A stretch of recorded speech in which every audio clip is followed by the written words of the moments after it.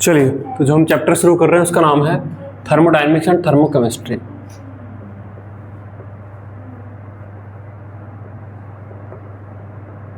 And thermochemistry.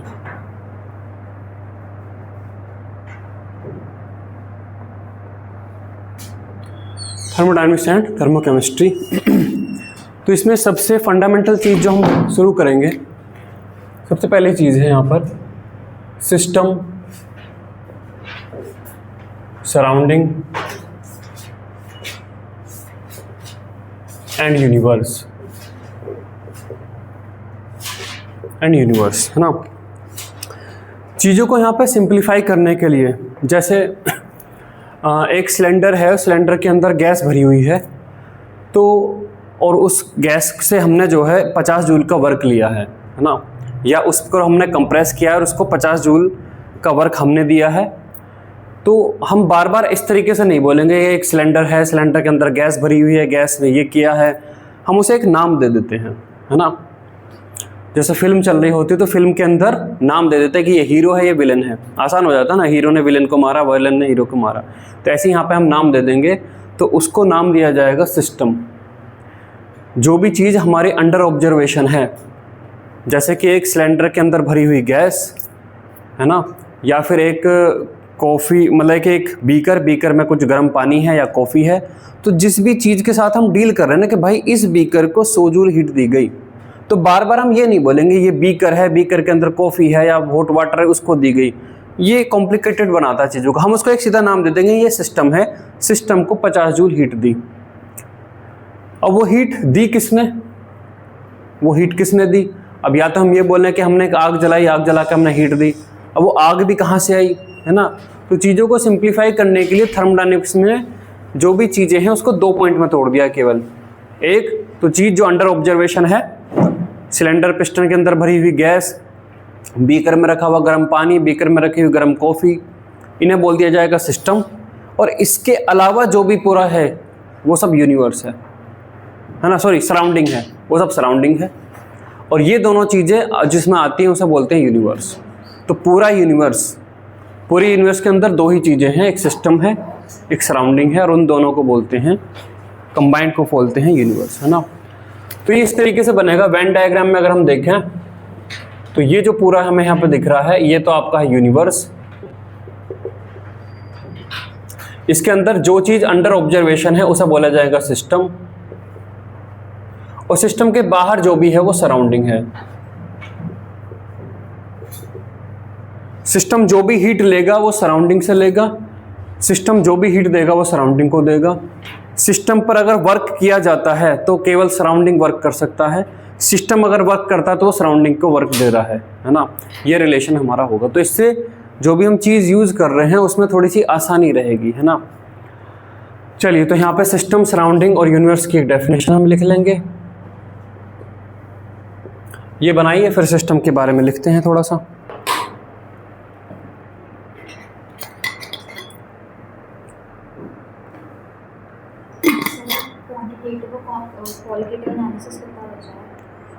अभी बचा है 2-3 क्लास का, 8-10 पे छोड़ दो बस। हाँ, आ जाएगा।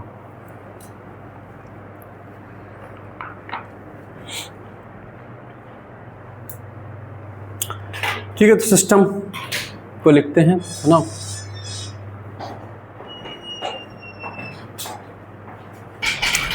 लिखिए इसमें सिस्टम, यूनिवर्स का वो पार्ट जो अंडर ऑब्जर्वेशन है उसे सिस्टम बोला गया है। चाहे एक सिलेंडर पिस्टन के अंदर भरी हुई गैस है, चाहे बीकर में रखा हुआ गर्म पानी है, गर्म कॉफ़ी है, कुछ भी है, उसे सिस्टम बोला है। लिखिए, the part of the universe, the part of the universe, the part of the universe that is under thermodynamic observation, that is under thermodynamic observation is called a system, is called a system, is called a system. Example, hot water in a beaker, hot water in a beaker, comma, gas in a cylinder, etc. ठीक है। अगला जानते हैं, लिखते हैं surrounding.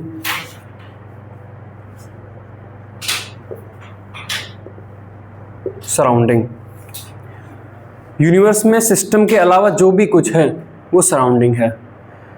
इस तरीके से सराउंडिंग क्यों बोला इसने? मान लो इस रूम के अंदर एक बीकर रखा, उसमें गर्म पानी है और वो धीरे धीरे ठंडा हो रहा है, तो वो अपनी हीट जो है रिलीज कर रहा है इस कमरे में। तो हमने ऐसा क्यों नहीं बोल दिया कि एक बीकर रखा था उसने कमरे में हीट रिलीज कर दी?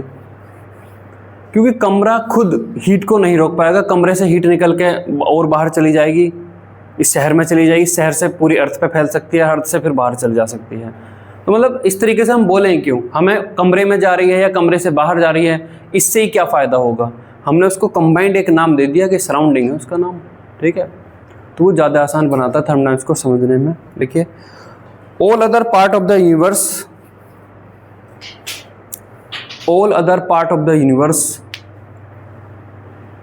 all other part of the universe outside the system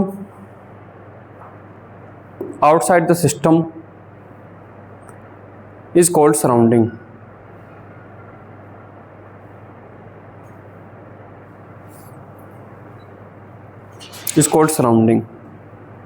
ठीक है। नेक्स्ट लिखिए यूनिवर्स। तो यूनिवर्स क्या? System plus surrounding equals to universe. तो लिखिए system plus surrounding equals to universe.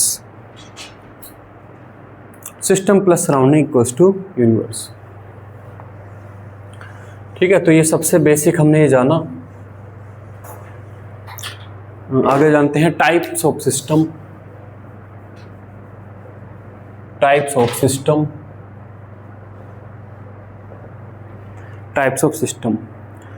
अब अगेन साइंटिफिकली फिर इनको जो है टर्मिनोलॉजी दी है ना।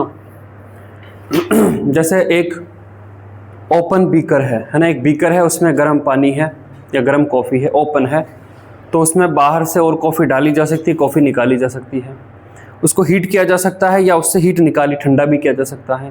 तो एक ऐसा सिस्टम है जिसमें मैटर का ट्रांसफ़र भी हो सकता है। हम बार बार ये नहीं बोलेंगे कि गर्म पानी है, गर्म कॉफ़ी है, मैटर, और उसमें एनर्जी का भी ट्रांसफ़र हो सकता है ना। तो ऐसा सिस्टम हो सकता है। अगर मैं उसको, जो बीकर है, उसको ऊपर से एक लिड लगा दूं, ढक्कन लगा दूं, तो वो मैटर का ट्रांसफ़र रुक गया। अब केवल हीट का हो सकता है, एक दूसरे टाइप का सिस्टम बन जाएगा। अब उसी लिड लगे हुए बीकर को मैंने एक थर्माकोल में पैक कर दिया, तो अब हीट एनर्जी का ट्रांसफ़र भी रुक गया, तो तीसरा टाइप का सिस्टम बन गया। तो मैं इन्हें डिफाइन नहीं करूँगा कि एक ऐसा बीकर लिया, उसके ऊपर लिड लगाई, थर्माकोल में रखा, ये सब चीज़ों को फालतू में बेकार बनाएगा, है ना। तो उसे पहले ही समझ लेते हैं कि ये इस सिस्टम को ये नाम दिया गया है ना।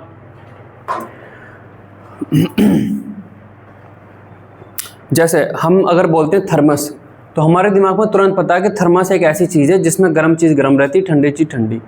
अब कोई इसको डिफाइन करने लगे कि मैंने जो गर्म पानी है ना ऐसी बोतल में डाल दिया जिसमें ठंडा नहीं होता है, ना ठंडा होता वो ना गर्म होता, ऐसे कैसे रहता है।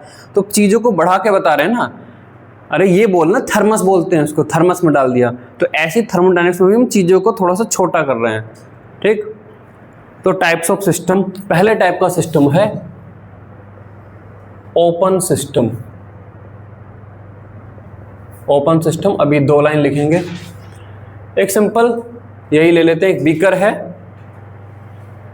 बीकर के अंदर मान लीजिए हॉट कॉफ़ी है ना, हॉट कॉफ़ी है।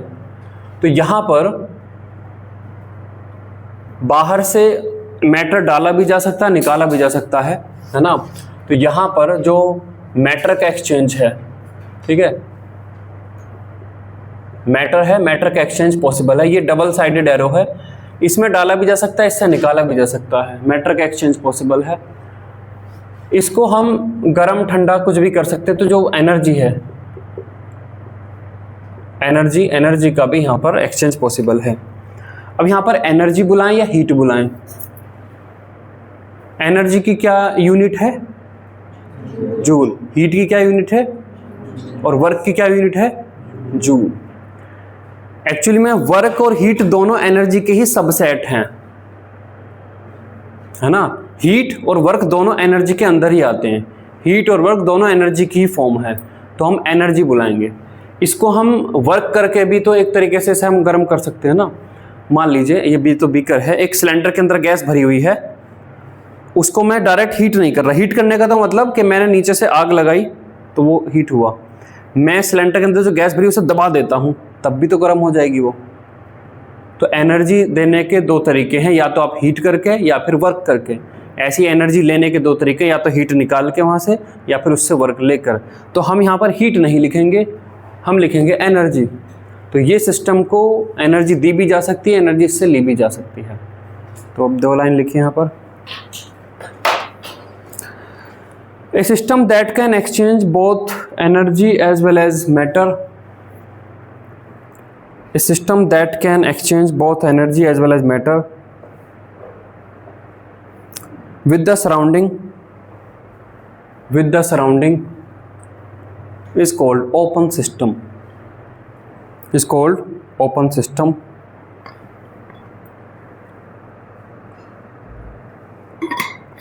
Example: hot tea placed in an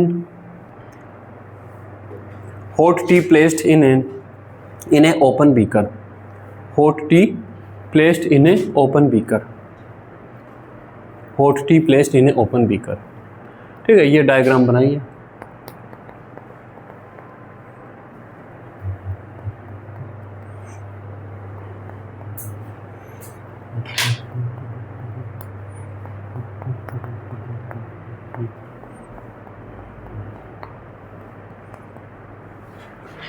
ठीक है, चलिए दूसरे टाइप के सिस्टम पे चलते हैं। दूसरे टाइप का सिस्टम है क्लोज्ड सिस्टम। सेकंड देखिए, क्लोज्ड सिस्टम। क्लोज सिस्टम ये बोलता है कि आपने इस पे एक लिड लगा के इसे बंद कर दिया तो मैटर का एक्सचेंज यहाँ पर बंद हो जाएगा। एनर्जी का एक्सचेंज अभी भी पॉसिबल है, ठीक है। तो ऐसा सिस्टम जिसमें एनर्जी का एक्सचेंज पॉसिबल है, मैटर का नहीं, उसे क्लोज सिस्टम बोला जाएगा। तो लिखिए क्लोज सिस्टम में A system that can only exchange energy. A system that can only exchange energy. That can only exchange energy, but not matter. But not matter. With the surrounding. With the surrounding. Is called closed system. Is called closed system. Example: hot tea placed in a closed steel teapot. Hot tea placed in a closed steel teapot, है ना। hot tea placed in a closed steel teapot. ठीक, ये बनाइए।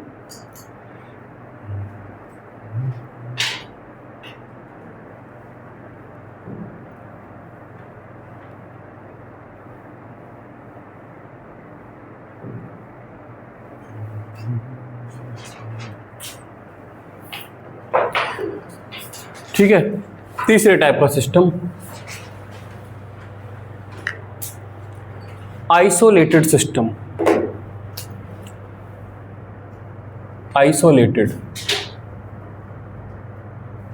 System, इसमें क्या बोलता है कि एक ये कंटेनर है ही है, इसको हम बाहर से इंसुलेट कर देंगे, है ना। एक थर्मल इंसुलेशन यहां पे लगा दी है।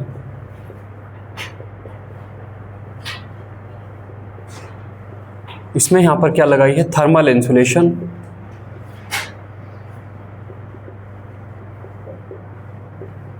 Thermal insulation and rigid boundary.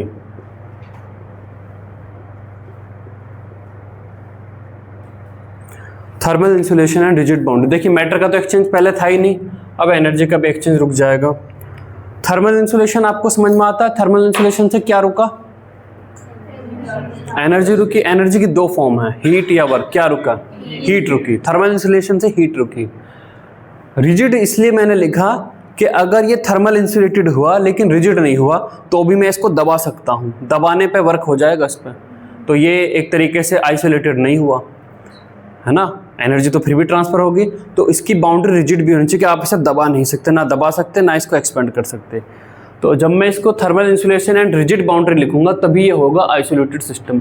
अगर मैंने रिजिड नहीं लिखा तो ये केवल आइसोलेटेड सिस्टम बोला जाएगा, इसके साथ एनर्जी का एक्सचेंज हो जाएगा। ठीक है, तो एनर्जी की दो फॉर्म हैं, हीट और वर्क, दोनों को कट करना होगा, दोनों एनर्जी की फॉर्म कट करेंगे और हम इसे क्लोज करेंगे, तब जाके एक आइसोलेटेड सिस्टम बनेगा, है ना।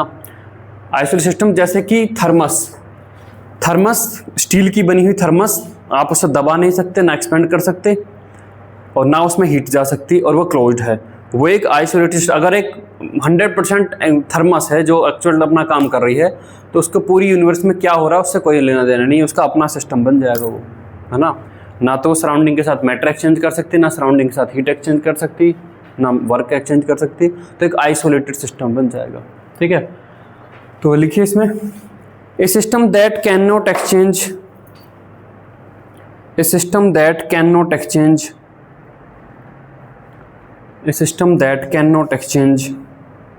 matter as well as energy,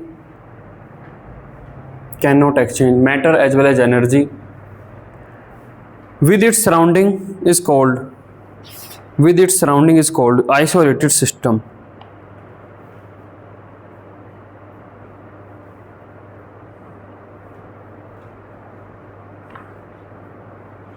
Example, hot tea placed in a thermos flask.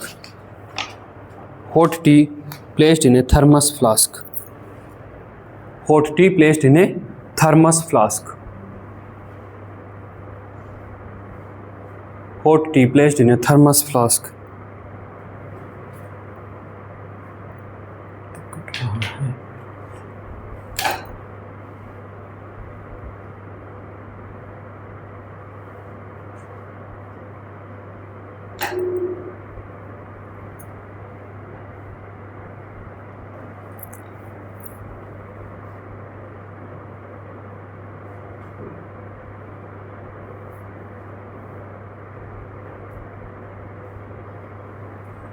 Hot T placed in A thermos flask. ठीक है, चलिए, तो ये कुछ बेसिक जानकारी थी, ये हमने जानी।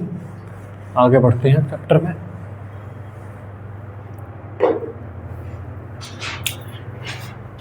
इंटेंसिव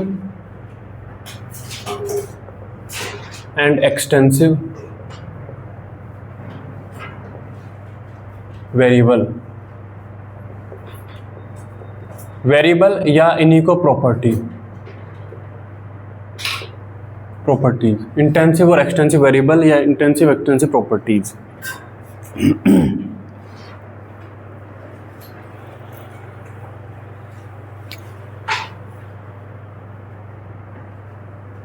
आपके पास कोई एक सिस्टम है, कुछ भी है ना, आप इसको दो पार्ट में कट करते हैं, ठीक है। तो वेरिएबल इन दो पार्ट में कट करते हैं, दो पार्ट में कट करने के बाद ये आपको ये दो पार्ट इसके बन गए। दो पार्ट आप किसी भी साइज के बना सकते हैं, एग्जैक्ट आधे आधे से कोई मतलब नहीं है। तो कुछ वेरिएबल की हम बात करेंगे, वेरिएबल इन कंबाइंड, है ना, variable in combined, variable in combined और वेरिएबल आफ्टर पार्टीशन। इसमें बात कर लीजिए, जैसे variable after partition, variable after partition. जैसे ये एक बड़ा कंटेनर था, उसके अंदर गैस भरी हुई थी, गैस का कुछ प्रेशर था 1 atm, ठीक। मैंने उस कंटेनर में एक पार्टीशन लगा दिया। पार्टीशन लगाने से क्या प्रेशर, दो पार्टीशन बन गए, उसमें दोनों पार्टीशन अलग अलग प्रेशर हो जाएगा, प्रेशर उतना ही रहेगा, बस जब गैस घूम रही थी मैंने जस्ट एक पार्टीशन लगा दिया तो प्रेशर तो उतना था ही था। अब उस पार्टीशन के क्रॉस मैंने उन दो अलग अलग कर लिया तो सेम ही प्रेशर उसका रहा, है ना। उसी तरीके से जैसे कि 1 लीटर पानी है, 1 लीटर पानी को मैंने पार्टीशन लगाया, कट करके अलग अलग कर लिया, तो अब जो अलग अलग बीकर में दिख रहा है वो पानी आधा कटा हुआ, उसमें डेंसिटी क्या होगी, सेम रहेगी अलग रहेगी, डेंसिटी सेम रहेगी, उनका बॉइलिंग पॉइंट सेम रहेगा, मेल्टिंग पॉइंट सेम रहेगा, स्पेसिफिक हीट कैपेसिटी सेम रहेगी, है ना, डेंसिटी सेम रहेगी, मास इसमें और इसमें, इन कंबाइंड में नहीं, इसमें और इसमें अलग हो जाएगा। अगर मान लो ये 1 kg था और मैंने एग्जैक्ट आधा आधा कट किया तो ये 0.5 kg, वॉल्यूम अलग हो जाएगा, है ना। उसी तरीके से बात करें जैसे पेट्रोल था, मान लो ये, है ना, पेट्रोल में बात करें तो 1 लीटर पेट्रोल था और आधा आधा लीटर, तो 1 लीटर पेट्रोल के पास एनर्जी और यहाँ पर आधे लीटर पेट्रोल के पास एनर्जी सेम होगी, अलग अलग। 1 लीटर पेट्रोल के पास टोटल एनर्जी और आधा लीटर पेट्रोल के पास टोटल एनर्जी, 1 लीटर पेट्रोल के पास टोटल अमाउंट ऑफ एनर्जी, और जब मैंने उसे आधा आधा लीटर कर दिया तो आधे लीटर वाले के पास टोटल अमाउंट ऑफ एनर्जी। वो पूछ रहा हूँ मैं, सेम या अलग? अलग। तो बोलो ना, 1 लीटर पेट्रोल से गाड़ी 50 किलोमीटर चल रही है, आधे लीटर से 25 ही चलेगी, है ना। ठीक, तो हमने देखा कि एक पर्टिकुलर सिस्टम को अगर 2 पार्ट में हम डिवाइड कर देते हैं, 3 में कर देते हैं, तो कुछ प्रॉपर्टी हैं जिनका वैल्यू नहीं बदल रही और कुछ प्रॉपर्टी जिनकी वैल्यू बदल गई, है ना।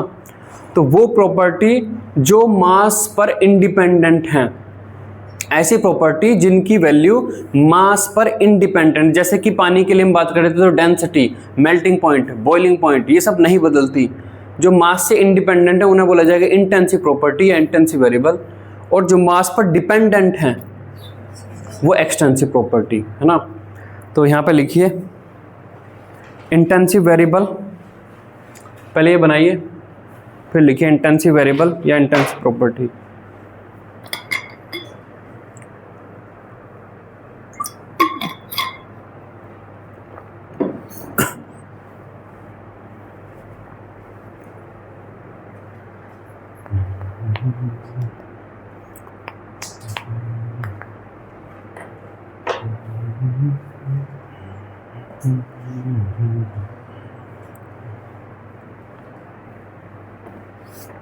इंटेंसिव वेरिएबल प्रॉपर्टी,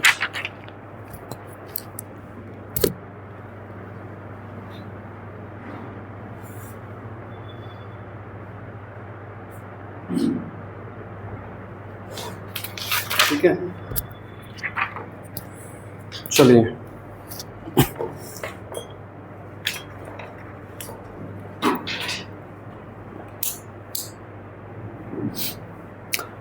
तो इसमें लिखिए इंटेंसिव वेरिएबल में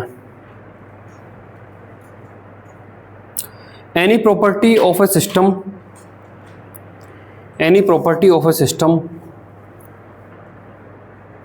any property of a system whose magnitude is independent of, whose magnitude is independent of, whose magnitude is independent of, independent of the amount of matter present, independent of the amount of matter present in the system, in the system, in the system is called intensive variable, is called intensive variable, ठीक है, is called intensive variable, ठीक है।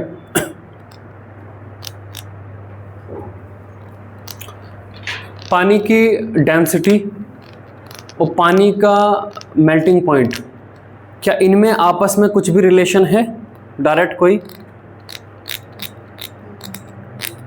Petrol की density, petrol की calorific value, petrol का melting point, इन सब में कोई डायरेक्ट रिलेशन है? नहीं, है ना। तो इंटेंसिव प्रॉपर्टी जो भी हैं वे किसी भी तरीके से एडिटिव सब्सट्रैक्टिव नहीं, क्योंकि उनमें आपस में कोई रिलेशन ही नहीं है।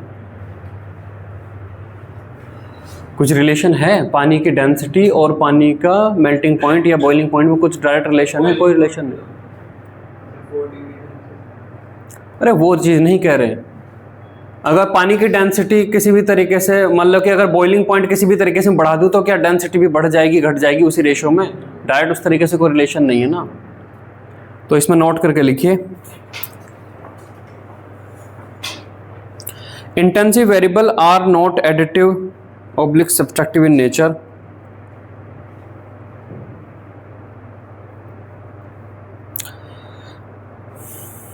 intensive variable are not additive oblique subtractive in nature,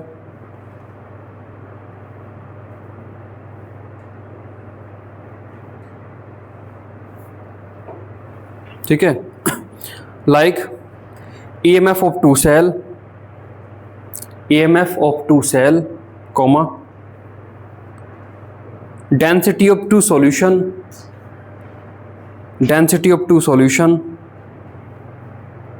density of two solution can not be added और subtracted directly, can not be added और सब्सट्रैक्टेड डायरेक्टली। जैसे देखिए वो क्या कहना चाह रहा है, एक बीकर है, उसके अंदर कोई सॉल्यूशन है A, ये 1 लीटर है और डेंसिटी इसकी है 0.5 ग्राम पर ml, ठीक है। एक सॉल्यूशन है B, एक सॉल्यूशन आपका क्या है B है, यहाँ पर 1 लीटर है और इसकी जो डेंसिटी है वो 0.8 ग्राम पर ml है। इन दोनों को मैंने कंबाइंड कर दिया, इन दोनों को मैंने कंबाइंड कर दिया और एक नया सॉल्यूशन AB बन गया। तो यहाँ पर ये आपका जो है ये क्या इसकी डेंसिटी 1.3 ग्राम पर ml, ये आप इसे बोलोगे नहीं। तो डेंसिटी का इनसे डायरेक्ट कोई रिलेशन नहीं है, मतलब डेंसिटी पहले से जो एग्जिस्टेड डेंसिटी उनके एडिशन या सब्ट्रैक्शन से नहीं आने की, ठीक है, कुछ अलग तरीका आपको लगाना पड़ेगा। तो यहाँ पर वही बोलता है कि जो भी प्रॉपर्टीज हैं ये एडिटिव सब्ट्रैक्टिव नहीं है, ठीक। इसको बनाइए।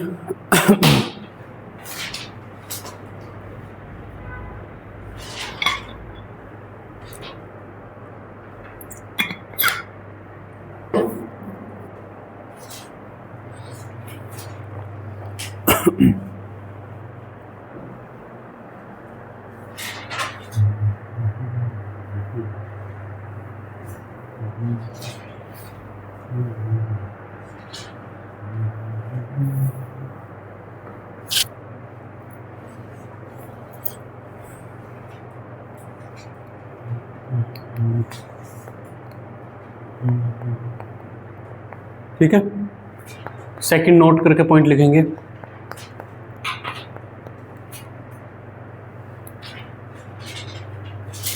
मान लो हम एक नई चीज बनाते हैं, पानी की डेंसिटी और पानी का बॉइलिंग पॉइंट, पानी की डेंसिटी 1 और पानी का boiling point 100 degree centigrade.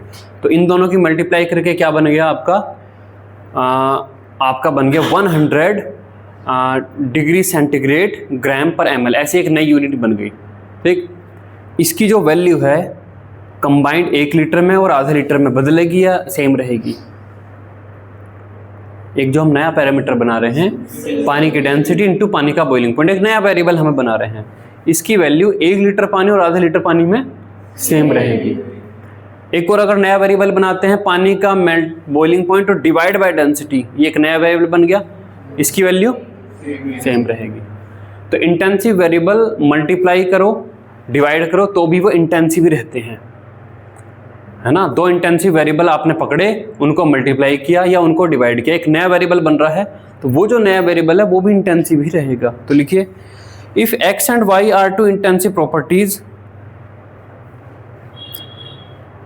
if x, y are two intensive properties, then x into y or x by y are also intensive,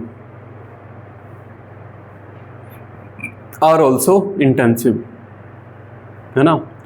example, for water boiling point divided by melting point equals to, boiling point divided by melting point equals to 373 divided by 273, 373 divided by 273 equals to 1.366, 1.366 is constant बन गया ये, and is an intensive property,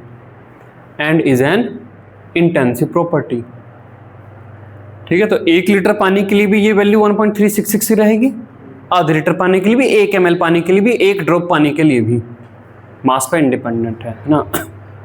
अब example, example लिखिए intensive properties के।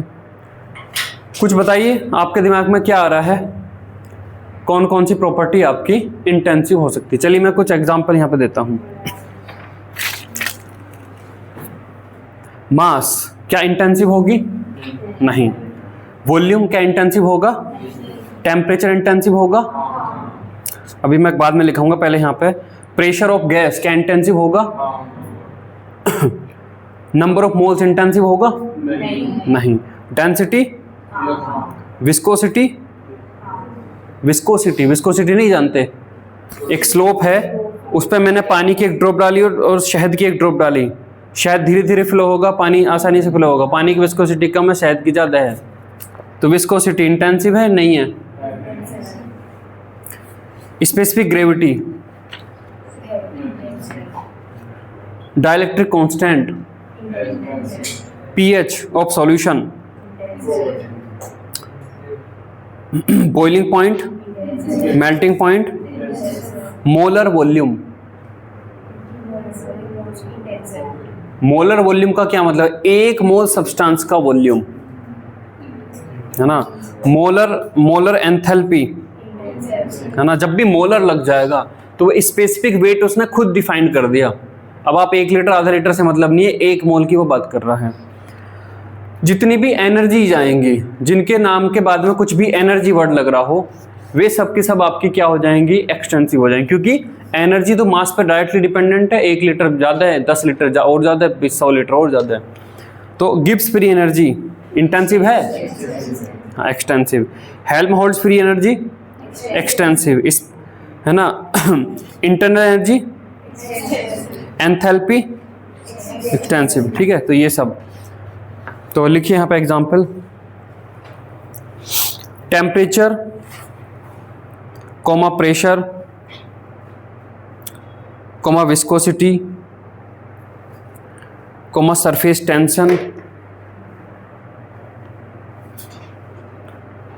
Tension comma density comma specific heat capacity comma vapour pressure comma refractive index comma boiling point comma melting point comma EMF of cell comma latent heat of vaporisation, latent heat of fusion comma pH of solution etcetera. ये सब की सब आपकी intensive properties हैं, ठीक है। ये सब के सब आपकी इंटेंसिव प्रॉपर्टीज हैं। मास कम या ज़्यादा पर ये डिपेंड नहीं करती हैं, ठीक है। सेकंड लिखते हैं एक्सटेंसिव वेरिएबल। एक्सटेंसिव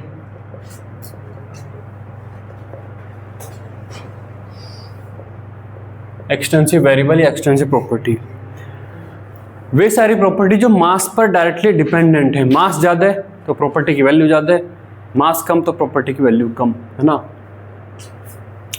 तो लिखिए any property of the system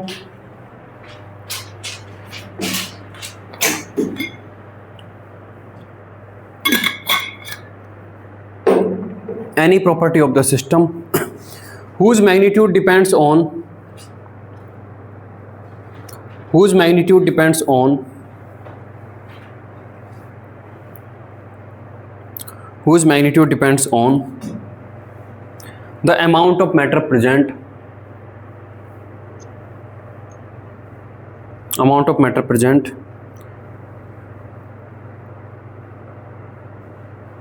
in the system is called extensive variable,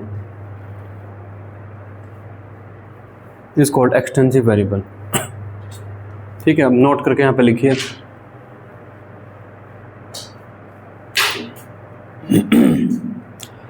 extensive properties are additive subtractive in nature.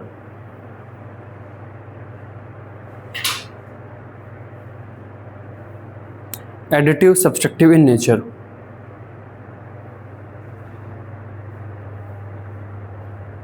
Additive subtractive in nature. मान लो 1 लीटर पेट्रोल है, उसमें आपने 1 लीटर पेट्रोल और डाल दिया, तो जो भी एक्सटेंसिव प्रॉपर्टी, मान लो मास, वो ऐड हो जाएगा। पहले मान लो वो 1 kg था तो अब वो 2 kg हो गया, या पहले वो 1 kg पेट्रोल था, आपने आधा kg निकाल लिया तो वो आधा kg भी हो जाएगा। तो एडिटिव सब्सट्रैक्टिव दोनों बिहेवियर की है ना। 1 लीटर पेट्रोल की जो टोटल इंटरनल एनर्जी थी उसमें 1 लीटर पेट्रोल और डाल दिया तो gives total internal energy double हो जाएगी। आपने 1 लीटर पेट्रोल था, अब उसमें से आधा लीटर निकाल लिया तो इंटरनल एनर्जी आधी हो जाएगी। तो जो इंटरनल एक्सटेंसिव प्रॉपर्टी है वो एडिटिव सब्सट्रैक्टिव नेचर की है ना। तो लिखिए extensive property are additive subtractive in nature, लिख लिया। Like delta G of 2 reactions can be added, like delta G gives free energy है ना, delta G of 2 reactions can be added और सब्सट्रैक्टेड। ठीक है, next, if x and y are two different extensive properties, if x and y are two different extensive properties, then x divided by y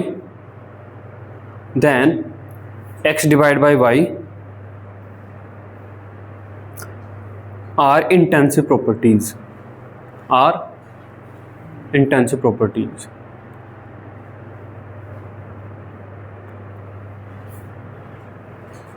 अगर x और y intensive हैं तब x divide by y क्या बनती है, intensive.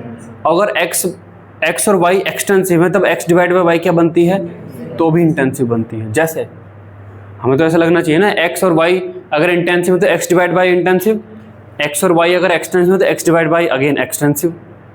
लेकिन अगर divide वाला आप रोल खेलते हो तो फिर ये इंटेंसिव बन, जैसा कि मास क्या है और वॉल्यूम क्या है, लेकिन मास डिवाइड बाय वॉल्यूम क्या है, इंटेंसिव, क्योंकि मास डिवाइड बाय वॉल्यूम बनता है डेंसिटी, और डेंसिटी हो जाती है इंटेंसिव, है ना।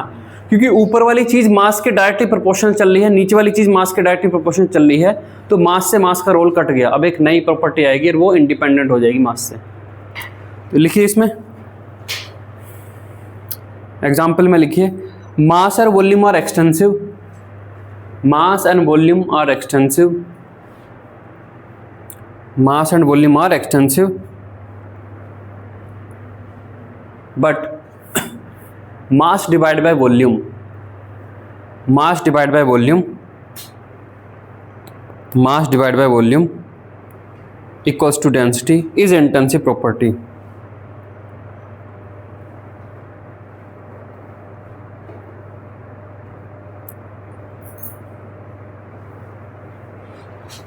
ठीक है, देखिए जब हमारे पास 2 सेल रहते हैं,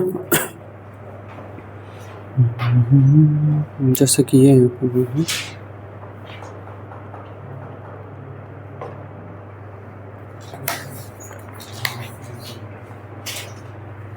जैसे ये आपके पास रहता है ना, Cu प्लस और इससे आपका बन रहा है Cu2 प्लस के इलेक्ट्रॉन, और यहाँ पर E नोट की जो वैल्यू है ये आपकी है माइनस के 0.15 वोल्ट। Cu2 प्लस के 2 इलेक्ट्रॉन, और इससे आपका बन रहा है Cu, और E नोट की वैल्यू है आपकी प्लस के 0.34 वोल्ट, ऐसा रहता है। और फिर पूछता है find out E note for the following, ये आपसे पूछता है। फॉलोइंग मतलब ये Cu प्लस के इलेक्ट्रॉन और इससे आपका Cu, इसका E नोट आपसे पूछता है, इसका E नोट आपसे पूछता है। तो आपने बहुत बार ऐसा किया होगा, दोनों रिएक्शन दे दिए, जोड़ दो तो ये भी जोड़ दो, लेकिन ये इंटेंसिव प्रॉपर्टी है तो आपने तुरंत, वही है कि आपने 1 लीटर पानी, उसमें 1 लीटर पानी और डाला तो अब डेंसिटी 2 हो गई होगी, ऐसा नहीं चलता ना। तो यहाँ पर जो E है, अगर आप इसे जोड़ के बोलें कितना है, कि आपका कितना हो गया, ये तो 5 का 9 और ये प्लस के 0 पॉइंट ये, तो ये आपका गलत हो जाए, क्योंकि ये क्या है, इंटेंसिव प्रॉपर्टी है। इंटेंसिव प्रॉपर्टी है। इसकी बजाय हम यहाँ पर क्या करते हैं, हम इस इंटेंसिव प्रॉपर्टी से एक एक्सटेंसिव प्रॉपर्टी बनाते हैं, डेल्टा जी नोट 1 बनाते हैं, माइनस के n की वैल्यू 1 f और यहाँ पर माइनस के 0.15, यहाँ पर हम बनाते हैं डेल्टा जी नोट 2 और यहाँ पर माइनस के 2 और f और यहाँ पर आपका प्लस के 0.34। और इसके लिए हम यहाँ पे बोलते हैं कि मान लीजिए इसका जो ई नोट है वो आपका x वोल्ट है, तो यहाँ पर एक नई गिब्स फ्री एनर्जी बनाते हैं डेल्टा जी नोट, ये आपका है माइनस के 1 इंटू एफ और यहाँ पर आपका x, और हम इसे बोलेंगे कि ये आपका delta G note 1 plus delta G note 2 से आपका आएगा, और फिर फाइनली आपका x निकलता है। तो अब समझ में आएगा कि क्यों इंटेंसिव प्रॉपर्टी को डायरेक्ट जोड़ने से रिजल्ट गलत ही आने वाला था। 1 लीटर पानी और दोनों को मिलाओ तो डेंसिटी 2 नहीं होती, लेकिन 1 लीटर पानी उसका मास 1 kg, एक और 1 लीटर पानी उसका मास 1 kg, उन दोनों को मिलाओगे तो ऑब्वियस है कि मास 2 kg हो जाएगा। तो इसीलिए ये ऑपरेशन सही नहीं रिजल्ट देता। जब हम गिब्स फ्री एनर्जी, ये एक्सटेंसिव प्रॉपर्टीज है ना, ये क्या है एक्सटेंसिव है, तो एक्सटेंसिव को ऐड कर सकते हैं, एक्सटेंसिव को ऐड कर सकते हैं, तो इन्हें ऐड करने पर जब ये बनता है तभी आपका ये सही आता है। ठीक है, ये लिख लीजिए।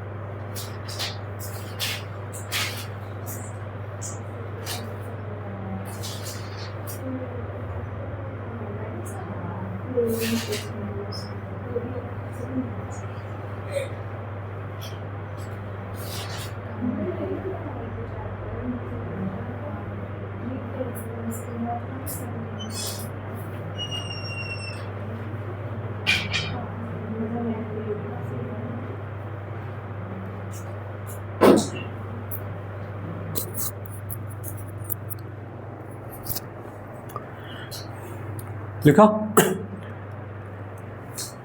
एग्जाम्पल, जो भी प्रॉपर्टी ऐसी लग रही है कि मास के डायरेक्टली प्रोपोर्शनल चल रही है, मास ज़्यादा है तो वो चीज़ ज़्यादा है, वे सब के सब एक्सटेंसिव ही होंगी। ठीक है, तो मास, खुद मास लिखिए, अभी हुआ नहीं है,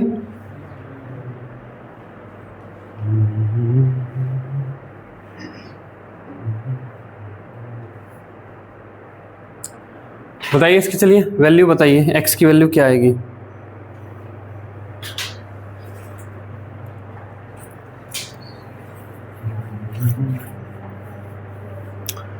ईएमएफ बता होगा अब इसका कितना आएगा।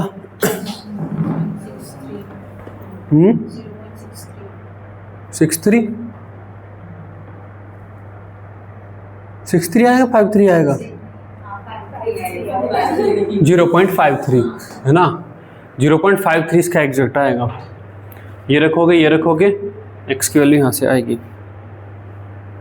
ठीक है, चलिए, तो जो भी प्रॉपर्टी आपको मास के बढ़ने पर बढ़ती हुई लग रही है, मास के घटने पर घटती लग रही है, वो सब एक्सटेंसिव हैं। तो एग्जाम्पल में लिखिए, देखिए खुद मास के बढ़ने पर वॉल्यूम बढ़ेगा नहीं बढ़ेगा, तो लिखिए वॉल्यूम, किसी भी टाइप की एनर्जी जिसके नाम के बाद में एनर्जी लग रहा, वो स्पेसिफिक नहीं, मोलर नहीं, वो सब के सब क्या हो जाएंगी, एक्सटेंसिव। लिखिए internal energy, comma enthalpy, comma entropy, comma Gibbs free energy, comma Helmholtz free energy,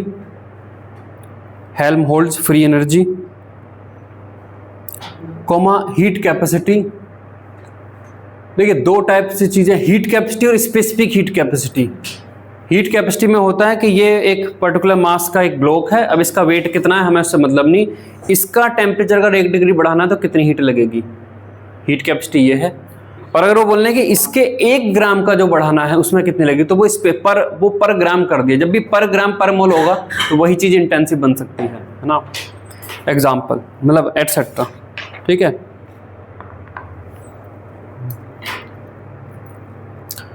चलिए, तो ये हमारा हुआ इंटेंसिव एक्सटेंसिव प्रॉपर्टी का।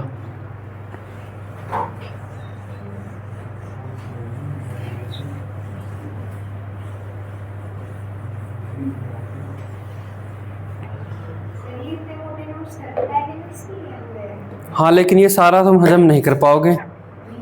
जैसे ये सब चीज़ें हैं, सब है ये सब नहीं कर पाओगे। तो ये सब तो मेरे लिए है, ये सब मेरे लिए है। ये सब अगर नहीं पा इसे ये सब समझने में काफ़ी मुश्किल चीज़ें थी। तो मैंने सुबह 4 बजे का अलार्म लगा के, क्योंकि बहुत ज़्यादा शार्प माइंड चाहिए उस टाइम, दिमाग कंसंट्रेटेड, तब मैंने ये सब पढ़ा है, खुद बनाया है, तभी मैंने लिखा। पहले मैं क्या कर रहा था, किताब पढ़ रहा था तो चीज़ें समझ में आ रही थी, अगले दिन देखो तो फिर गायब हो जा रही थी। तो ऐसे काम नहीं चलेगा। पढ़ती अपने शब्दों में उसका कुछ नोट्स बनाओ, तभी वो दिमाग में रुके, क्योंकि ये काफ़ी थ्योरेटिकल चीज़ें हैं, है ना। ये ऐसा नहीं कि ये फॉर्मूला इसमें वैल्यू रखी आंसर आ गया, ये सब बहुत थ्योरेटिकल चीज़ें हैं। तो मैंने इसलिए 4 बजे का सुबह अलार्म लगा के पढ़ा, है ना। जैसे मैं ही एग्ज़ाम देने जा रहा हूँ, वो 2-3 घंटे, जैसे ही थोड़ा सा पढ़ा उसका नोट्स बना के मैंने लिखा, फिर उसका और आसान भाषा में लिखा। तो बहुत सारी चीज़ें स्टूडेंट के लिए नहीं है, मेरी संतुष्टि के लिए है ना। जैसे अगर आप देखो तो अगर आप थर्मोडायनेमिक्स वाकई में पढ़ना चाह रहे हो तो इन दोनों लोगों को आपको नमन करना चाहिए। हाँ, ये दोनों लोग हैं। सैडी कार्नोट, ये लड़का है, 17 साल का था तब इसका फ़ोटो है। इसने एक बुक लिखी थी, reflection on motive power of the fire. Reflection on motive power of fire, समझ फ्रेंच में कहीं पर कुछ उसका नाम मोटिव पावर ऑफ हीट है। वो बुक जब इसने लिखी थी तो इतनी फेमस हुई थी कि उसकी शॉर्टेज पड़ गई थी पूरे वर्ल्ड में, क्योंकि उस टाइम बुक मास में बहुत ज़्यादा नहीं छप पाती थी, तो पूरे वर्ल्ड में उसकी शॉर्टेज पड़ गई थी।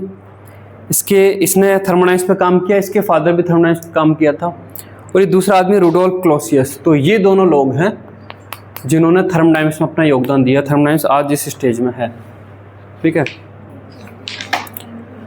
चलिए तो आगे चलते हैं। जब भी केमिस्ट्री की कोई चीज़ फंसती है कि ये चीज़ समझ में नहीं आ रही, उसका एंड रिजल्ट थर्मोडायनेमिक्स ही पे ही जाकर निकलता है। क्योंकि पूरी जैसे दुनिया पैसे के इर्द गिर्द घूम रही है, पैसे का है तो दुनिया भर की चीज़ें आपको देखो, ये बिजनेस कैसे चल रहा, पैसा घूम रहा है इसके चारों तरफ, है ना। कि मुझे जो है देश की सेवा करनी है, कोई नेता कह रहा देश की सेवा करनी है, और देश की सेवा के पीछे उसे जो है पैसा वाली चीज़ घूम रही है, वो इसलिए ये सब बकवास कर रहा है। वो देश की सेवा कुछ नहीं करनी, देश की सेवा करनी, देख नाली ऐसे भरी पड़ी, कर ले वहाँ पे सेवा, नहीं खराब करेगा ना, वो अलग ही चीज़ चल रही है। जैसे पूरी जो वर्ल्ड है वो पैसे के इर्द गिर्द घूम रहा है, ऐसी पूरा यूनिवर्स में जो भी चीज़ें चल रही हैं वो एनर्जी के इर्द गिर्द घूम रही हैं। एनर्जी के पॉइंट ऑफ व्यू से अगर फ़ायदा हो रहा तो वो चीज़ हो जाएगी। ये पेन को अगर एनर्जी के पॉइंट ऑफ व्यू से फ़ायदा हो रहा है तो ऐसे गिर गया, और एनर्जी के पॉइंट ऑफ व्यू से फ़ायदा नहीं हो रहा तो ये कतई भी उठ के मेरे हाथ में आ ही नहीं रहा है, आएगा ही नहीं है, दुनिया ख़त्म हो जाए चाहे। तो इसीलिए जो भी केमिस्ट्री हम पढ़ते हैं, फिजिक्स पढ़ते हैं, मैथ जो भी हो, वो एंड पॉइंट पे अगर उसका सॉल्यूशन नहीं निकला तो थर्मोडायनेमिक्स में हमें जाना पड़ेगा कि इसका एंड पॉइंट थर्मोडायनेमिक्स क्या कहता है, तभी उसका वो निकलेगा, ठीक है। चलिए, state function and path function.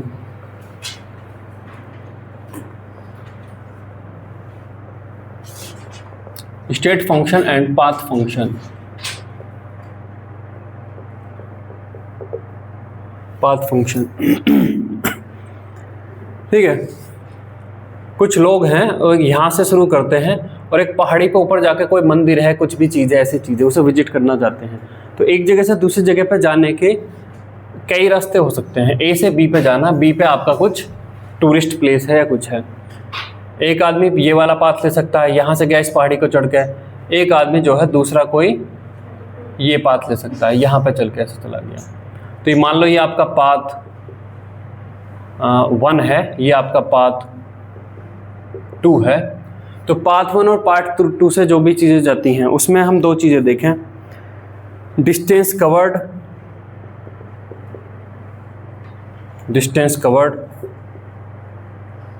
Time taken और पोटेंशियल एनर्जी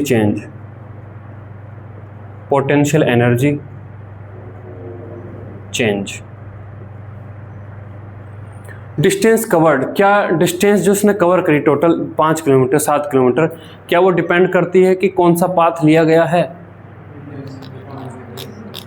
डिस्प्लेसमेंट नहीं है, डिस्प्लेसमेंट एक वेक्टर क्वांटिटी है।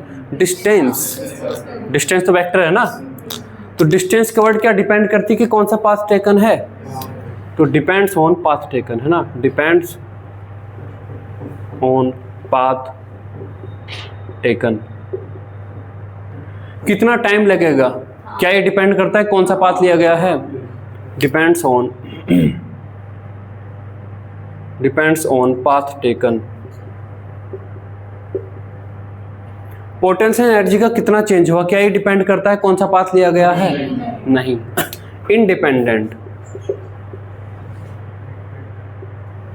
Independent on path taken. बस, तो अगर हमें ये समझ में आ गया तो हमें ये समझ में आ गया। पाथ फंक्शन उन फंक्शन को बोला जाएगा, उन फंक्शन प्रॉपर्टीज को बोला जाएगा जो पाथ पर डिपेंड कर रहे हैं कि आप कौन से पाथ के थ्रू ए से बी पे पहुंच रहे हो, और जो पाथ पर डिपेंड नहीं कर रहे वो स्टेट फंक्शन है।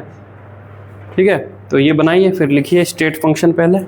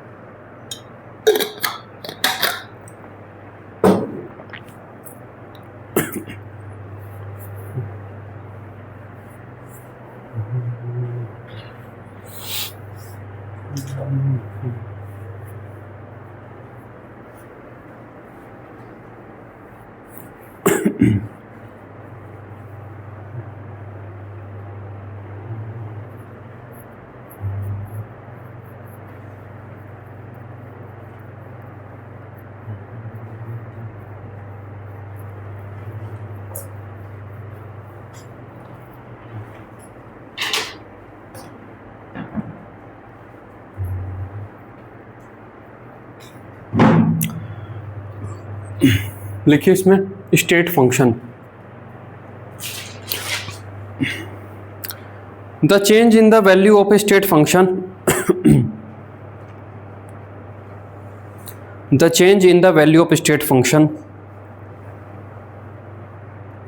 The change in the value of state function depends only on the initial and final state, depends only on initial and final state, and not on the path of the process, and not on the path of the process, and not on the path of the process, and not on the path of the process carried out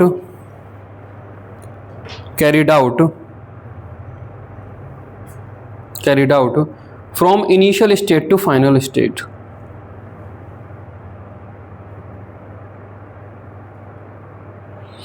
initial state to final state। Example, अब state function को आप directly ऐसा नहीं पकड़ पाओगे, है ना, तो मैं भी लिखा देता हूँ, बाद में आपको समझ में आ जाएगा। पाथ फंक्शन पूरी थर्मोडायनामिक्स में केवल दो ही हैं, हीट और वर्क, एनर्जी जो इसमें थी, एनर्जी के जो दोनों रूप थे, है ना, हीट और वर्क पाथ फंक्शन है। इसके अलावा जो भी आप देखोगे वो सब स्टेट फंक्शन ही है ना। लिखिए मास कॉमा वॉल्यूम, मास कॉमा वॉल्यूम कॉमा टेम्परेचर। मास मतलब पहले 1 kg था, आपने 1 kg और डाला, फिर आधा किलो निकाल लिया, फिर 250 ग्राम डाल दिया, फिर 3 किलो डाल दिया, फिर 2 किलो निकाल लिया, फिर ये निकाल लिया, फाइनल आप पहुँचे 1 kg से 2 kg पे। तो बीच के कितने स्टेप में आपने क्या किया है, कितनी बार निकाला, कितनी बार नहीं निकाला, क्या किया क्या नहीं किया, उससे फ़र्क नहीं पड़ रहा। डेल्टा एम जो आएगा वो 1 kg आएगा, 1 kg से 2 kg, 2 - 1 1, बस। बीच के उससे आपने कितनी बार निकाला डाला उससे कोई मतलब नहीं। टेम्परेचर 100 केल्विन था, आपने बढ़ा के कर दिया 500, फिर घटा कर दिया 300, 300 से बढ़ा कर दिया फिर 400, फिर 500, फिर 700, फिर ऐसा कुछ किया और आप 100 केल्विन से फाइनली आप पहुँचे 200 केल्विन पर। तो 200 केल्विन और 100 केल्विन की जो बीच का जो चीज़ डिफरेंस है वो उस पर डिपेंड कर ही नहीं रहा कि आपने कितनी बार बढ़ाया घटाया। डेल्टा टी जो है एक तरीके से हो ही आएगा, ठीक है। तो temperature comma pressure comma energy, कितनी भी टाइप की जो भी एनर्जी आप जानते हो, एनर्जी ब्रैकेट में आप लिख लीजिए internal energy comma enthalpy comma entropy comma Gibbs free energy comma Helmholtz energy, Helmholtz free energy, Helmholtz free energy bracket close etcetera etcetera, है ना। अब नोट करके any state function change can be calculated as delta X, मान लो जो है let X is a state function, है ना। तो जो डेल्टा एक्स की वैल्यू है, वो हमेशा x final minus x initial से आ जाएगी, बिना किसी डर के आप इसे लगाइएगा। जैसे कि डेल्टा जी आप ऑलवेज फाइंड कर सकते हो G2 माइनस G1 या G final minus G initial से। आपको कोई भी टेंशन लेने की जरूरत ही नहीं, क्योंकि स्टेट फंक्शन है। फाइनल की आपको पता है, इनिशियल की पता है, तो बीच का जो डिफरेंस है वो एग्जैक्ट हमेशा ये आएगा। अगर हमें फंडामेंटल्स पता है कि ये ऐसे ही काम करता है, तो चीज़ें हमारे लिए आसान हो जाती हैं, है ना। अगर आपके दिमाग में बैठे बैठे आए कि कोई ऐसी मशीन मुझे लग रहा है कि बन जाएगी जिसमें बिना कोई एनर्जी का इनपुट दिए वो एनर्जी जनरेट कर देगी, परपेचुअल मोशन मशीन, ऐसी कोई मशीन आपके दिमाग में आएगी, अगर मैं ऐसा कर दूं तो पीछे से कुछ एनर्जी नहीं लगेगी और एनर्जी क्रिएट करती रहेगी। तो अगर आपको फंडामेंटल पता है कि energy can neither be created nor can be lost, तो सीधे डिस्कार्ड करो कि मैं ही कुछ गलत सोच रहा हूँ, ये फंडामेंटल्स है ना।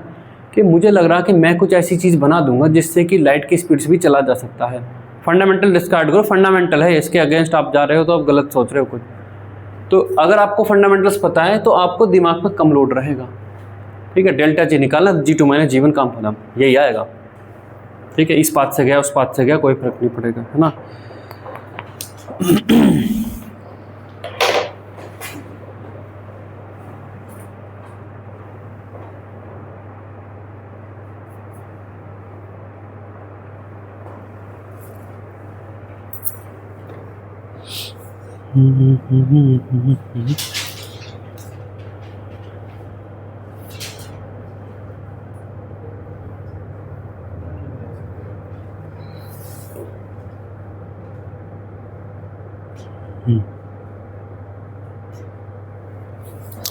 अगर कोई पूछे कि एंथैल्पी स्टेट फंक्शन है या एंथैल्पी का चेंज स्टेट फंक्शन है, H स्टेट फंक्शन है, डेल्टा H स्टेट फंक्शन है, तो क्या बताओगे? हैं?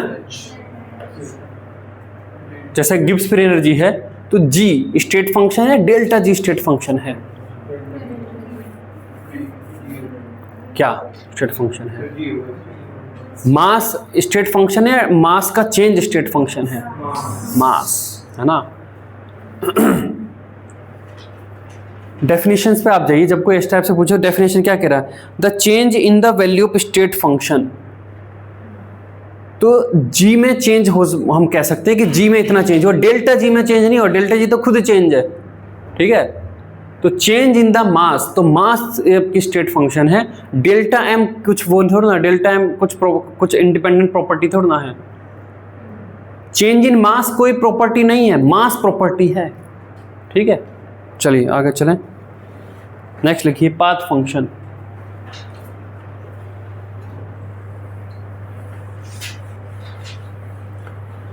नेक्स्ट लिखिए पाथ फंक्शन। तो ऑब्वियस है कि पाथ फंक्शन वाली जो भी प्रॉपर्टी होंगी वे पाथ पर डिपेंड करेंगे, कौन से पाथ के थ्रू आप जा रहे हो, है ना। तो लिखिए the change in the value of the path function, the change in the value of path function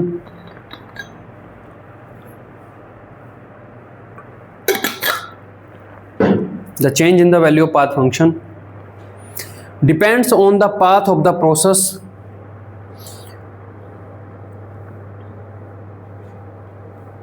depends on the path of the process carried out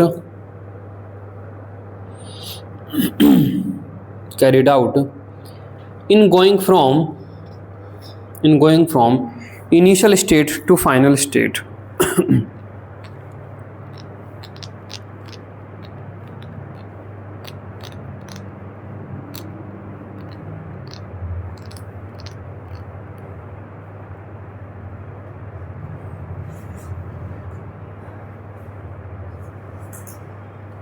ठीक है, example,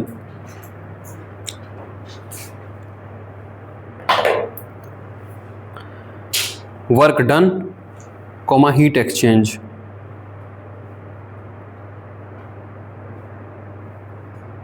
work done comma heat exchange, है ना। अगर heat capacity को define नहीं किया है, CPCV defined है ना, heat capacity at constant volume, heat capacity at constant, अगर उसने हीट कैपेसिटी को डिफाइन नहीं किया है तो हीट कैपेसिटी भी आपकी पाथ फंक्शन बन जाती है। पर अभी आप उसे छोड़िए, जब कहीं पे ऐसा आएगा तब मैं इसको फिर बताऊंगा, है ना। तो दो हमारे पास पाथ फंक्शन है, वर्क और हीट। ठीक है, चलिए आगे चलते हैं। ठीक है, ये खत्म हो गया। तो जब भी आपके पास आपसे पूछा जाए कि वर्क और मतलब कि कौन सा स्टेट है, कौन सा पाथ है, तो ये याद रखिए वर्क और हीट ये पाथ हैं, उसके अलावा सब आपकी स्टेट ही हैं। ठीक, चलिए आगे स्टेट, अगर बात करते हैं स्टेट। स्टेट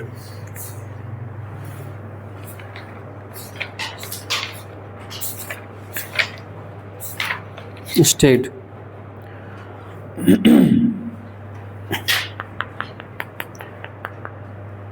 स्टेट उसी तरीके से है जैसे कि आप अर्थ के ऊपर कहीं पे खड़े हो तो आपकी लोकेशन है, अब आपकी पोजीशन है ना।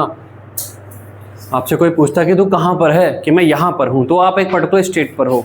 आपने अगर 4 कदम भी इधर उधर चेंज किया तो आपने अपनी पोजीशन चेंज करी है। तो ऐसी कोई एक सिलेंडर है, उसके अंदर गैस है, तो आप उस गैस को कैसे डिफाइन करोगे। गैस बहुत ज़्यादा प्रेशर पे है, कम प्रेशर पे है, आप उसके जो वेरिएबल्स हैं उनकी वैल्यू बताओगे ना। एक सिलेंडर है, उसके अंदर जो गैस है वो 300 केल्विन पर है, 2 ATM का प्रेशर है और इसका कंटेनर का वॉल्यूम है 5 लीटर। ये 3 वेरिएबल जब आप उसमें डिफाइन करते हो तो एक गैस, एक सिस्टम की वैल्यू डिफाइन हो जाती है, एक पर्टिकुलर स्टेट डिफाइन हो जाती है। आप उसमें से कुछ भी चेंज करो, आपने टेम्परेचर बढ़ा दिया है, घटा दिया, तो आपने स्टेट बदल दी, उसकी दूसरी स्टेट हो गई, है ना। तो किसी सिस्टम के वेरिएबल्स की एक पर्टिकुलर फिक्स्ड वैल्यू उसकी एक पर्टिकुलर स्टेट को दिखाती है। ठीक है, अर्थ पे हमारी एक पर्टिकुलर लेटीट्यूड लॉन्जिट्यूड की एक फिक्स वैल्यू हमारी एक पोजीशन को दिखाती है। जैसे ही लेटीट्यूड लॉन्जिट्यूड में से कुछ भी चेंज हुआ तो पोजीशन बदल गई। तो ऐसी सिस्टम के लिए वेरिएबल में चेंज हुआ तो स्टेट बदल गई। लिखिए the particular value of variable, the particular value of variable, the particular value of variable, the particular value variable like p, v and t is called state function, is called state function, state, sorry, is called a state of a system, is called state of a system, is called state of a system।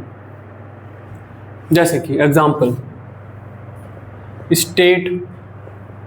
State 1 पे आपका है P1 V1 T1।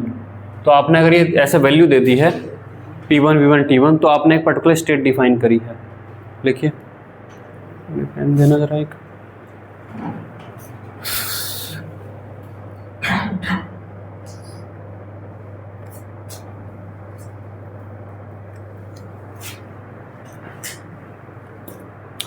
Next है process.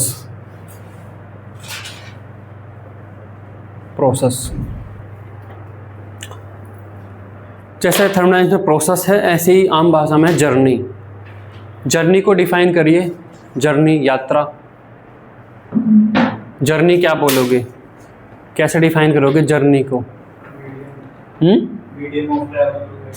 Medium of travel तो वो तो vehicle हो गया, कुछ ट्रेन बस ये हो गया। जर्नी,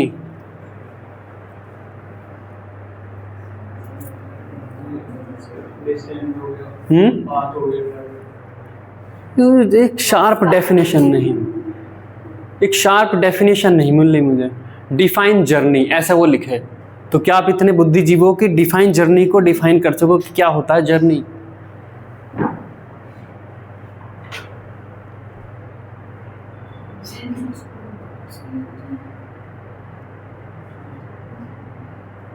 जब भी हम कोई हैं नहीं, यहाँ पे मैं एक पर्टिकुलर पोजीशन 1 है ये, और अब 2, ये पोजीशन 1 से पोजीशन 2 पे कैसे आया मैं?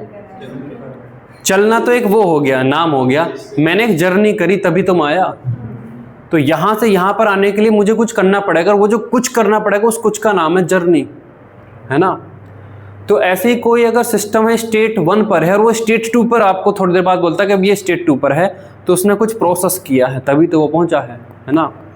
दिल्ली रेलवे स्टेशन पे कोई खड़ा है कि मैं दिल्ली रेलवे स्टेशन पे हूँ, और फिर 2-4 घंटे बाद या 10 घंटे बाद बोलता है मैं मुंबई रेलवे स्टेशन पे हूँ, तो वो तभी वहाँ पे पहुँचा जब उसने एक जर्नी करी है ना? जब कोई एक पर्टिकुलर स्टेट से दूसरी स्टेट पे पहुँचेगा तो एक जर्नी के थ्रू ही पहुँचेगा, है ना?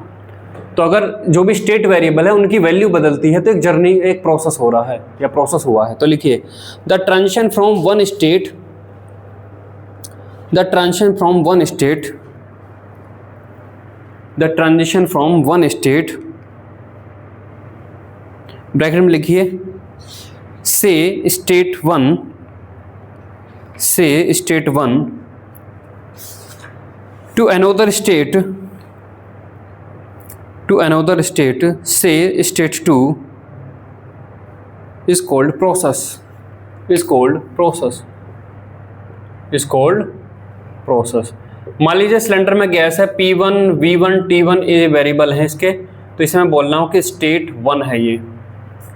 और अगर अब ये किसी तरीके से यहाँ पर ऐसा हो जाती है कि P2, V2 और T1,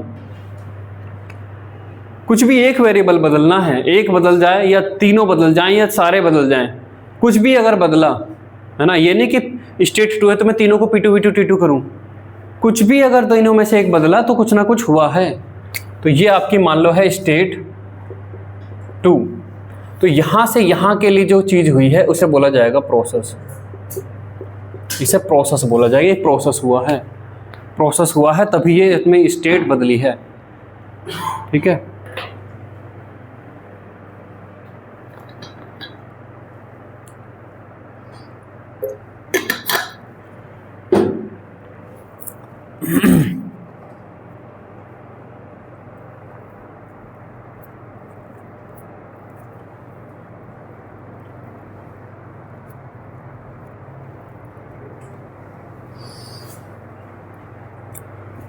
अब नोट करके कुछ पॉइंट लिखेंगे।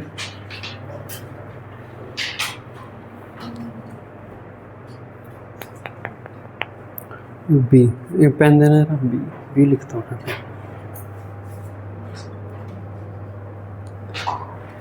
पहला पॉइंट लिखिए ना, ये बना लिया।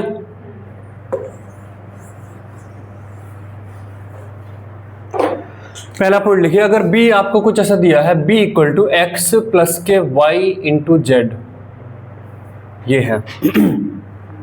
अगर वो कहता है कि x, y और z ये तीनों के तीनों स्टेट फंक्शन हैं, तो b के बारे में आपका क्या विचार है? b कैसा फंक्शन होगा?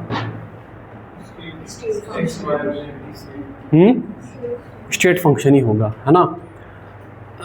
तो अगर एक नया फंक्शन है जो जिसमें एग्जिस्टेड जो वेरिएबल है वे सब स्टेट फंक्शन है, तो नया वेरिएबल भी स्टेट फंक्शन ही होगा, ठीक है? तो लिखिए इसमें if all x, y and z are state function,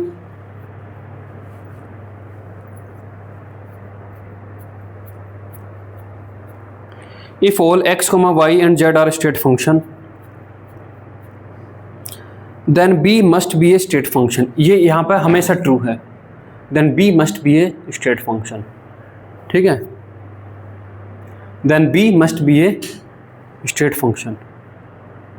अगर यही पाथ हो तो मैं गारंटी से नहीं कह सकता कि वो पाथ ही फंक्शन बनेगा। अगर एक्स वाई जेड पाथ है तो बनने वाला भी पाथ ही होगा, वो मैं गारंटी नहीं दे। स्टेट के लिए गारंटी हम दे सकते हैं, ठीक है। आगे चल के हम बताएंगे क्यों। नेक्स्ट लिखिए।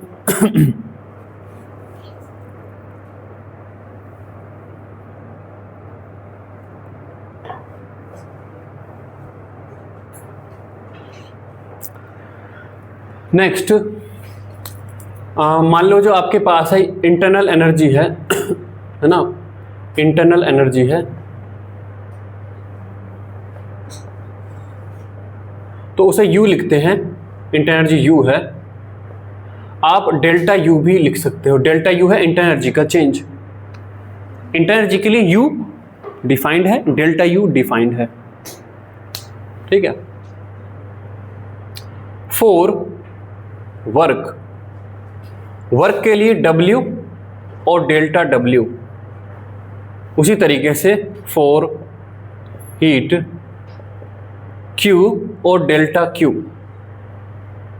वर्क के लिए W डिफाइंड है, W इतना हुआ 100 जूल हुआ।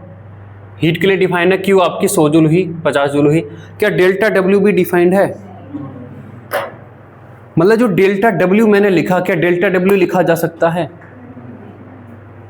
W लिखा जा सकता है। डेल्टा W आप कह रहे हो कि नहीं लिखा जा सकता। डेल्टा Q, हाँ तो डेल्टा Q बताओ। Q सही है और डेल्टा Q डेल्टा Q नहीं। आप W लिख सकते हो, Q लिख सकते हो। डेल्टा W एब्सर्ड है, डेल्टा Q एब्सर्ड है, ये नहीं लिख सकते। डेल्टा Q इक्वल्स टू कभी जीरो नहीं है, Q इक्वल्स टू जीरो है। Never delta Q, never delta W, है ना। डेल्टा आप तभी लिख सकते हो जब वो वेरिएबल सिस्टम की प्रॉपर्टी है। क्या इंटरनल एनर्जी सिस्टम की प्रॉपर्टी है? क्या वर्क सिस्टम की प्रॉपर्टी है? क्या हीट सिस्टम की प्रॉपर्टी है? नहीं। आप बोलते हो कि जब ये प्रोसेस हुआ तो इतना वर्क हुआ, आप बोलते हो जब ये प्रोसेस हुआ तो इतनी हीट ली दी। तो वर्क और हीट प्रोसेस की प्रॉपर्टी हैं। Work and heat are the characteristic of a process rather than the property of a system. तो आप इनके लिए डेल्टा नहीं लगा सकते, आप इन्हें W लिखोगे और Q लिखोगे। डेल्टा W बिल्कुल गलत है, डेल्टा Q बिल्कुल गलत है। ठीक है, लिखिए।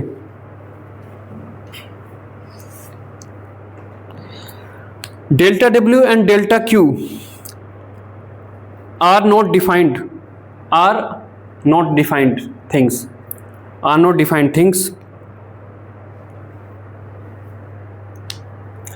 because work and heat are characteristic of a process, because work and heat are characteristic of a process rather than property of a system, rather than property of a system, rather than property of a system। ठीक है, तो आप कभी भी delta W नहीं लिख सकते, delta Q नहीं लिख सकते। ये लिख लीजिए। इंटरनल एनर्जी के लिए लिख सकते हो, U भी लिख सकते हो, डेल्टा U भी, क्योंकि वो प्रॉपर्टी सिस्टम की प्रॉपर्टी है कि सिस्टम की इंटरनल एनर्जी है 100 जूल, इंटरनल एनर्जी का चेंज है 10 जूल। ये दोनों चीजें वैलिड हैं।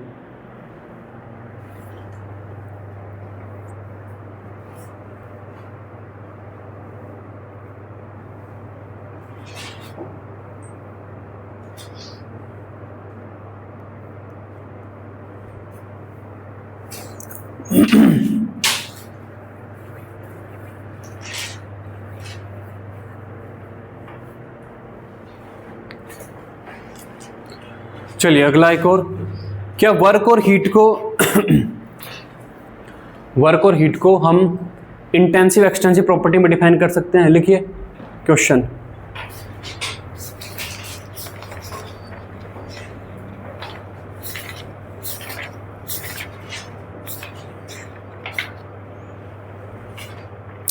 Is heat and work done intensive और एक्सटेंसिव।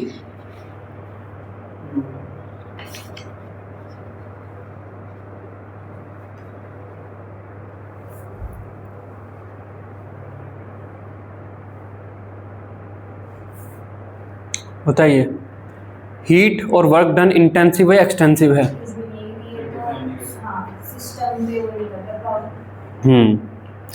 ये ऐसी है जैसे तुमसे कोई पूछे कि तुम्हारे पास जो रोल्स रॉयस है कितना माइलेज देती है, कि है ही नहीं, कोनो रोल्स रॉयस है ही नहीं तो काहे का माइलेज, है ना।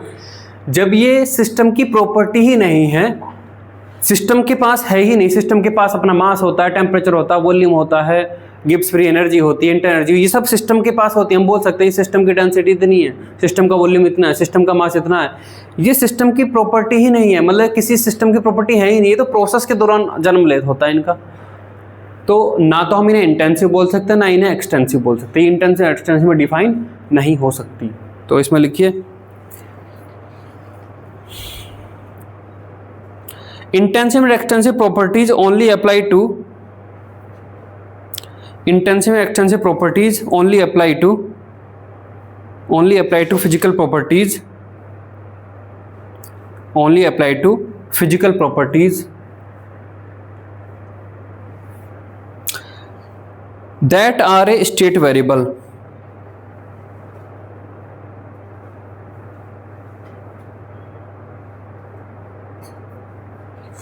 that are a state variable, comma, both heat and work done are not state variable,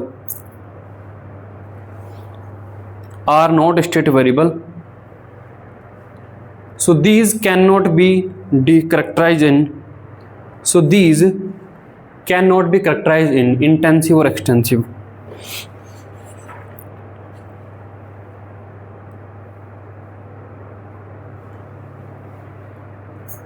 चलिए अब और थोड़ा सा और बारीकी से समझते हैं। जब एंजॉय कर ही रहे हैं थर्मल्स को तो और एंजॉय करते हैं। देखिए चलिए, W डिफाइंड है, डेल्टा W का कोई मतलब नहीं है, और DW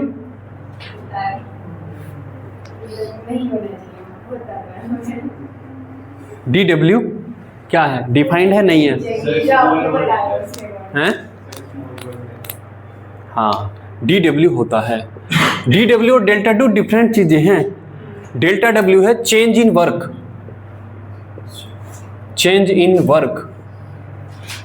ये इनडिफाइंड है। चेंज इन वर्क, जब वर्क प्रॉपर्टी नहीं तो चेंज इन वर्क कैसे निकाल लिया? और DW चेंज इन वर्क नहीं, small amount of work done है। DW क्या है? डेल्टा W आपका डिफाइन कर रहा है इसको, है ना, जो कि गलत है। और DW या ऐसा तिरछा वो जो बनाया हुआ डेल्टा DW जो क्या है, स्मॉल अमाउंट ऑफ वर्क, ये इसकी बात कर रहा है। ये दोनों डिफरेंट चीजें हैं,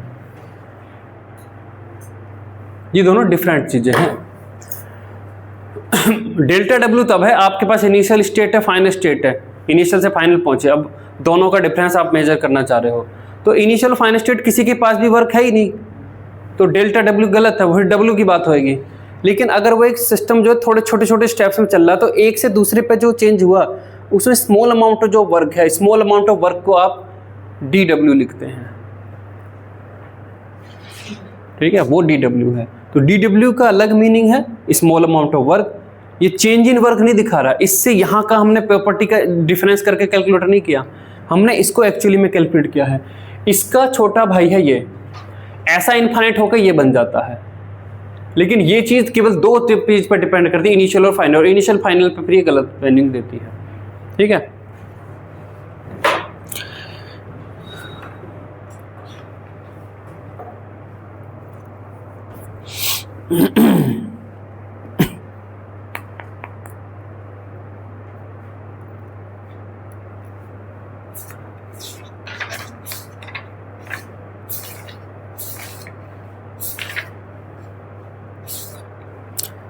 हीट, वर्क एंड एनर्जी।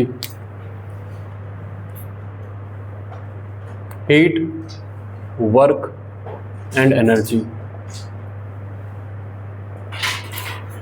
जब भी हम एनर्जी बोलते हैं तो कई बार हम मिसगाइड कर लेते हैं कि हीट की बात हो रही है। एनर्जी इन दोनों का, ये दोनों चीज़ें एक तरीके से एनर्जी का सबसेट हैं।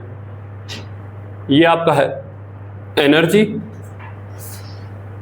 ये आपका है हीट, और ये आपका है वर्क। हीट और वर्क आपस में इंटरचेंजेबल हैं। हीट से वर्क हो सकता है, वर्क से हीट हो सकती है, और ये दोनों के दोनों एनर्जी का सबसेट हैं।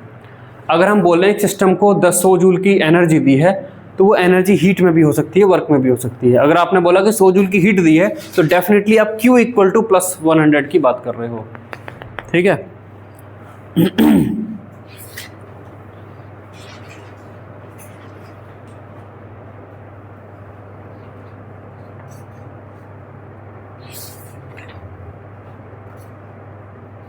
ठीक, इतना ही।